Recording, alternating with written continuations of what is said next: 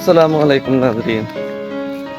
तमाम social media client Facebook, WhatsApp, TikTok, YouTube यानी कि जो भी सोशल मीडिया प्लेटफॉर्म नाज़रीन यूज़ कर दें, सारे अग्गा हाथ जोड़ के इल्तमास है जनाब, खास तौर पर जो मुहर्रम के ढंग ना बड़ा अदब नाल बड़ा इज्जती नाल गुजारो।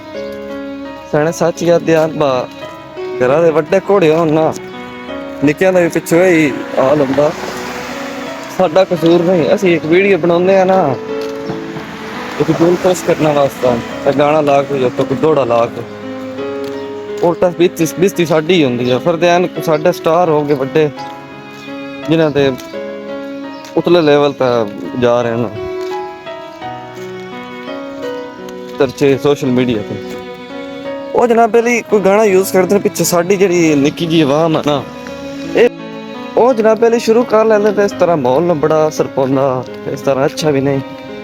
ਅੱਗਾ ਮੁਹਰਮ ਹਰਮ ਦਾ ਚੰਨ ਨਜ਼ਰ ਆਵੇ ਨਾ ਹੁਣ ਤਾਂ ਮੋਬਾਈਲ ਆ ਕੇ ਲੱਗਾ MP3 ਆਉਂਦੀਆਂ ਉਹ ਜਨਾਬ ਪਹਿਲੀ MP3 ਚ ਬੰਦਿਆਂ ਨਾ ਗਾਣੇ ਸ਼ਾਣੇ ਕਟਾ ਕਟੂ ਕੇ ਨਾ ਫਿਲਮਾਂ ਸ਼ਿਲਮਾਂ ਬੰਦਿਆਂ ਲੋਹੇ ਭਰਾ ਲੈਣੇ। ਠੀਕ ਆ ਮੈਂ ਥੋੜੇ ਨਾਮ ਹੀ ਸੁਣੇ ਨਾ किसान की थोड़े नोए लगन और मैं यानी कि इतना अदब होंदा है। ठीक है जी। ओ जनाब आज कल तो एक वीडियो बनती है ते थल्ले कोई दौड़दा 12,000 दी उठ पे होंदा किसी परवाह ही नहीं। फौरन शरीफ है ते उस चीज में कोई वेदे नहीं पिया।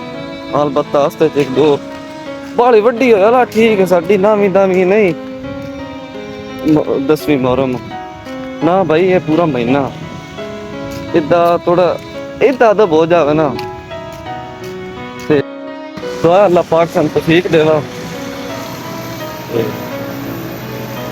अजय नहीं आखना बदसती भी मुहर्रम हो गया मुहर्रम के बाद कल चाई पट्टी होना ये चीज ये पूरा महीना जेड़ा ना अदब ना गुजारना मेहरबानी।